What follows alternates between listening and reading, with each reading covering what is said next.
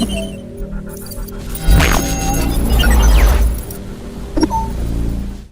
Assalamualaikum dan selamat sejahtera. Selamat Hari Raya.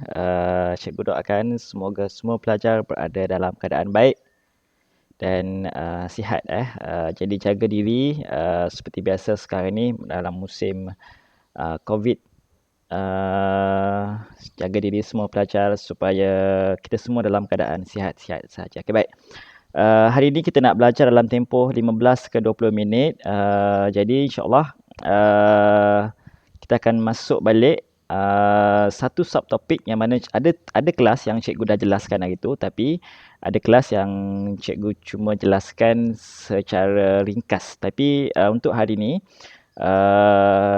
ada subtopik yang cikgu boleh jelaskan agak lama, tapi ada subtopik yang cikgu terpaksa jelaskan ringkaskan sikit sebab kita mengejar masa lebih kurang maksimum 20 minit sahaja. Okey, baik.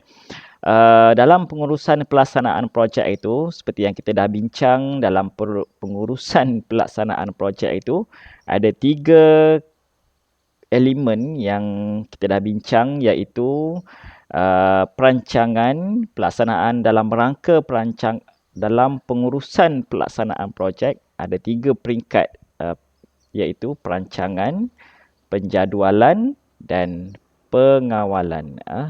Jadi itu ingat balik yang kita dah belajar pada sebelum cuti itu. Dia bermula dengan perancangan, kemudian dia akan masuk kepada penjadualan dan pengawalan.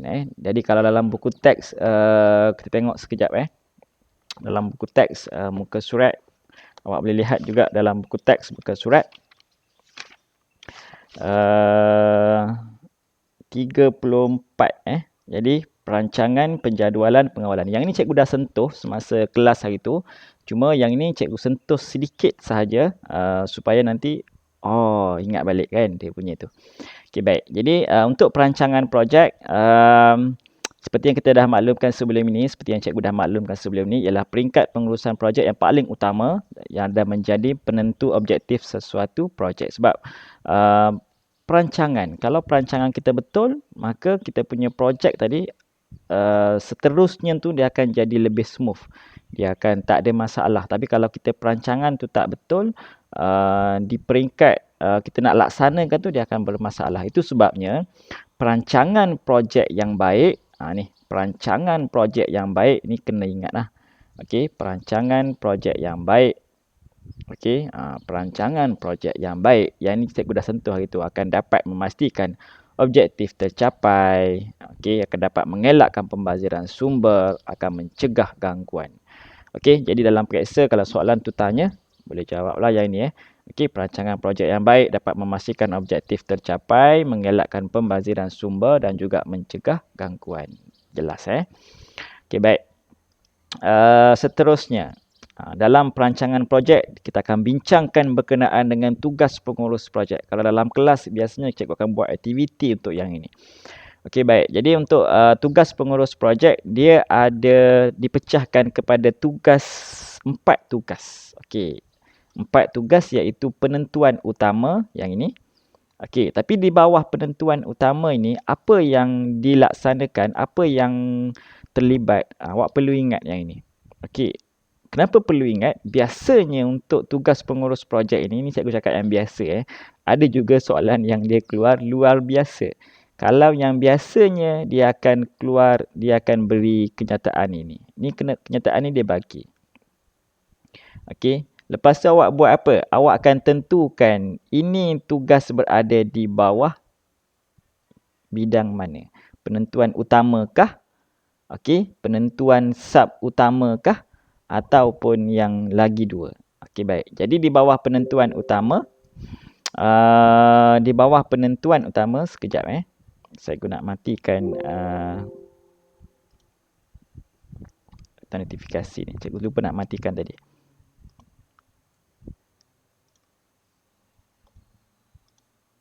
Okey, baik. Di bawah penentuan utama, organisasi menetapkan tujuan projek dan objektif yang hendak dicapai. Pelanggan projek harus mengenal pasti tempoh untuk menyiapkan projek, kos yang terlibat, kuantiti dan kualiti yang ditentukan. Yang ni awak baca sebab kalau cikgu nak huraikan yang ni dia agak makan masa yang agak lama. Okey, baik. Di bawah penentuan sub utama dia akan masuk perkara kepada antara yang dibincangkan ialah sumber keuangan. Kalau kita ingat, kalau sumber keuangan, okey baik, penentuan sub utama. Keperluan tenaga pakar, penyediaan dokumen, perjanjian, syarat serta keselamatan serta risiko. Okey, baik.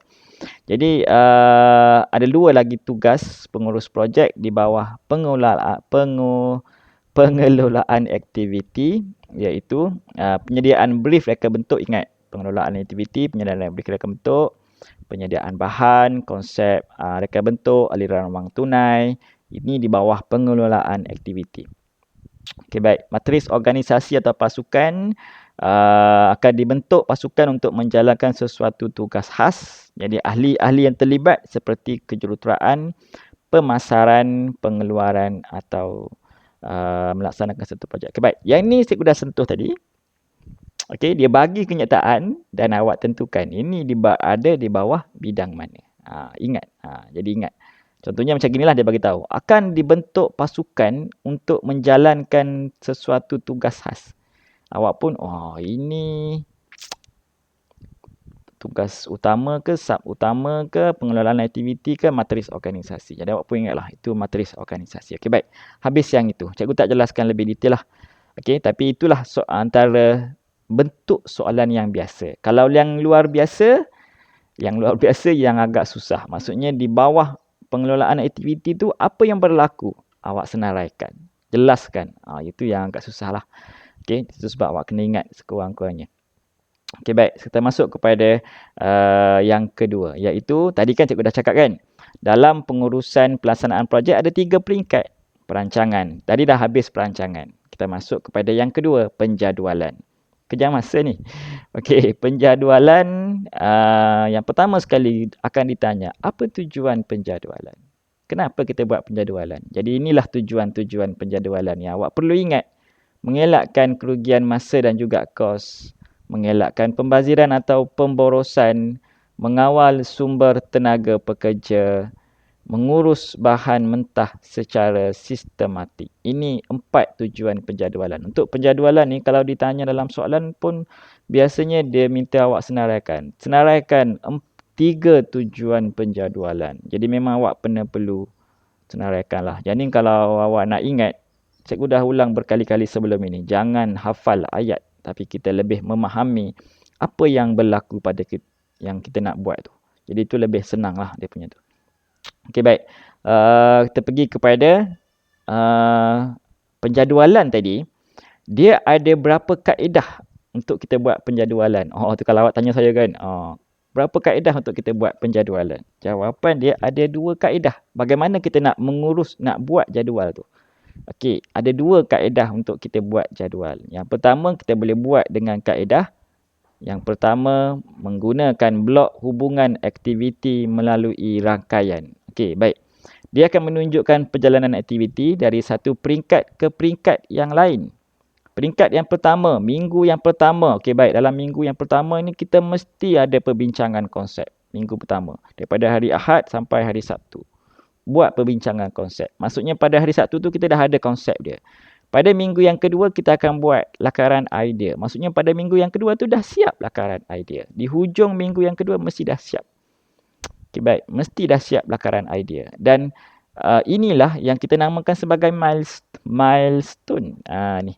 Penanda atau perkara yang bakal berlaku mengikut urutan. Ni. Minggu pertama, perbincangan konsep. Habis minggu pertama mesti dah siap perbincangan konsep. Inilah milestone dia dah tercapai. Okay, baik.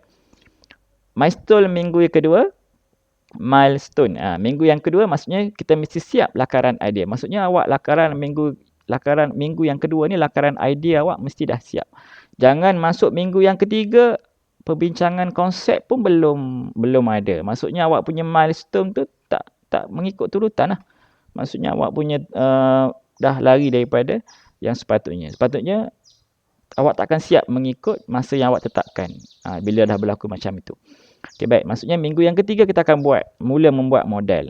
Masuk minggu yang keempat, apa yang buat? Bukan buat milestone. Maksudnya minggu yang keempat dah siap buat model, buat apa pula dia punya tu kan? Seterusnya buat penambahbaikan, pengujian. Itu dia punya tu.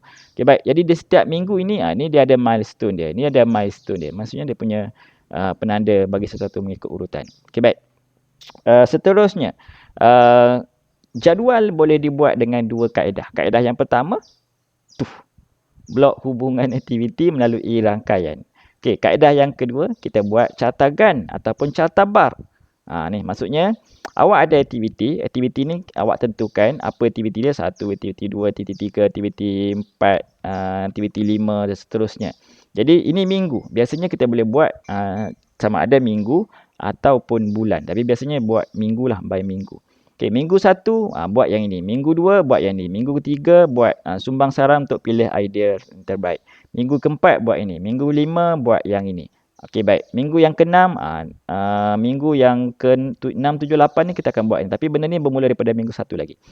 Okey, minggu 8, minggu 9 buat penilaian. Minggu 9 juga kita akan buat pendokumentasian. Okey, baik. Jadi ini kita buat secara cartagan ataupun cartabar. Yang ini jadual ni kita akan bincang lagi selepas ini. Cikgu akan huraikan lebih detail selepas ini. Proses-proses dia. Tapi penjadualan, apa tujuan penjadualan? Tadi dah bincang. Okey, ada berapa tadi? Ada 4 kan? Okey, baik. Kemudian penjadualan boleh dilaksanakan dengan dua kaedah. Okey, kaedah yang pertama, blok hubungan aktiviti melalui rangkaian. Kaedah yang kedua, cartagan ataupun cartabar. Okey, baik. Perancangan, penjadualan, pengawalan. Okey, baik. Pengawalan dilakukan sepanjang proses menyiapkan projek. Jadi sepanjang kita dah mula buat projek tu, dia dah berlaku pengawalan. Kita akan kawal apa? Kawal sumber. Sumber lah, tak kisahlah sumber apa yang awak ada. Sumber manusia. Okey, sumber apa lagi? Sumber peralatan. Ini semua sumber yang awak ada. Okey, kawal sumber bahan. Okey, baik. Sumber itu sumber lah. Sumber keuangan. Sumber keuangan pun sumber. Ni dah ada kat sini pelancaran. Okey, baik. Jadi kita pengawalan dari segi kos, pengawalan dari segi kualiti. Sebab kita nak buat produk, kita nak produk kita tu ada kualiti kan. Okey, kemudian kawalan dari segi belanjawan. Okey. Jadi ingat, pengawalan dari segi pengawalan sumber, kos, kualiti, belanjawan. Okey, baik. Ada lagi 12 minit saja lagi. Okey, tujuan peringkat pengawalan, ini semua aktiviti yang dikenal pasti dilakukan secara optimum. Semua aktiviti dapat disiapkan dalam masa yang ditetapkan. Sumber-sumber yang diperlukan dikenal pasti. Perubahan dalam penjadualan dibuat sekiranya berlaku sebarang perubahan atau pembaharuan terhadap projek. Yang ini cikgu tak huraikan. Okey, baik. Kita masuk 2.1.5 dalam tempoh 12 minit saja lagi. Okey, baik. Analisis perancangan projek dan jadual kerja bermaksud kita nak kenal pasti segala aktiviti yang terlibat dalam pembangunan projek. Okey, semua aktiviti yang terlibat dalam pembangunan projek kita nak kenal pasti. Okey, baik. Dalam proses menganalisis perancangan projek, dalam proses menganalisis perancangan projek, perkara utama yang kita perlu lakukan adalah dengan kita nak buat jadual kerja. Kita nak buat jadual kerja. Okey, baik. Jadi ini merupakan garis panduan untuk kita buat penjadualan. Ada 6 perkara yang kita boleh gunakan untuk kita buat jadual kerja. Nak buat jadual kerja, ada 6 garis panduan dia. Okey, baik. Yang pertama iaitu kita perlu tentukan aktiviti jadual. Yang kedua, kita tentukan aktiviti mengikut keperluan. Ni ingat Okey, yang ni sepatutnya cikgu akan huraikan sedikit. Okey, yang ketiga, kita perlu menganggarkan sumber yang diperlukan untuk aktiviti. Yang keempat, menganggarkan tempoh masa bagi sesuatu aktiviti. Yang kelima, pembangunan jadual. Kita nak buat jadual tu. Yang keenam, menganggarkan kos dan menyediakan bajet. Okey, baik. Jadi, kita tengok dahulu. Yang pertama sekali. menentukan aktiviti jadual. Okey, baik. Dalam menentukan aktiviti jadual ni, contohnya macam awak kita nak buat sesuatu projek kan. Okey, kita nak buat sesuatu projek. Aktiviti dia tu kita kena tentukan dahulu. Tak faham lagi tu. Contohnya dalam awak nak buat, katakan awak nak buat satu projek, aktiviti dia apa? Contohnya kita nak buat, contoh yang saya bagi tahu contoh. Contohnya aktiviti dia kita nak buat tu mesti ada proses mengukur. Mengukur. Aktiviti dia tak kisahlah, mengukur. Okey, menanda. Okey, memotong. Okey, baik. Ini semua aktiviti dia. Membina, mencantum. Okey, ini semua aktiviti dia. Sama juga kalau macam awak nak pergi berkemah kan. Awak nak pergi berkemah. Perkemahan dia, yang cikgu-cikgu yang awak selalu start di sekolah rendah dulu kan. 2 hari, 3 malam. Dalam 2 hari 3 malam tu, dia akan ada dia punya aktiviti dia. Okey, dalam 2 hari 3 malam tu, dia akan ada aktiviti dia. Contohnya aktivitinya apa? Contohnya aktivitinya ada nak buat masak, ada nak buat jungle trekking. Okey, jungle trekking, ada nak buat mandi sungai. Jadi ini semua snorkeling apa dia punya kayak ke apa. Ini semua aktiviti. Maksudnya kita tentukan aktiviti apa yang awak nak buat. Faham? Okey, tentukan dulu aktiviti dia. Kemudian yang kedua, menyusun aktiviti mengikut keperluan. Kita susun. Tak macam tadi kan? Kita susun. Macam tadi ada aktiviti kita dah buat. Mengukur. Okey, lepas tu menanda. Okey, memotong. Okey, jadi yang ni kita tentukan aktiviti. Okey, sekarang ni kita nak susun. Susun, mestilah kita mula-mula dulu kita ukur. Takkanlah potong dulu. Mestilah ukur. Dah siap ukur, kita dah sambil ukur tu kita tandalah. Yang kedua, menanda. Dah siap tanda baru kita potong. Kita susun mengikut jadual. Dah siap potong, mungkin aktiviti tadi dia ada pembinaan. Barulah kita mencantum. Barulah kita seterusnya. Kita susun ikut jadual dia. Mengikut keperluan aktiviti dia. Okey, baik. Yang ketiga, kena cepat sikit. Lambat ni. Menganggarkan sumber yang diperlukan untuk aktiviti. Jadi, aktiviti tadi, dia ada sumber-sumber yang terlibat. Sumber apa? Sumber tak kisahlah tadi saya cakap tadi. Manusia sumber dia. Sumber peralatan, sumber bahan, sumber kos, sumber-sumber yang terlibat yang kita akan guna untuk setiap aktiviti yang awak tentukan tadi. Contohnya kalau macam nak mengukur, apa peralatan yang kita nak buat, yang nak guna untuk memotong, apa peralatan, apa bahan yang kita nak guna. Jadi kita tentukan sumber-sumber yang kita perlukan untuk aktiviti tu. Kan? Okey, baik. Seterusnya, menganggarkan tempoh masa bagi sesuatu aktiviti. Ini penting. Sebab, contohnya macam tadi kan, awak ada aktiviti. Ni cikgu tunjuk contoh yang senang lah kita nampak. Mengukur. Okey. Atau menanda.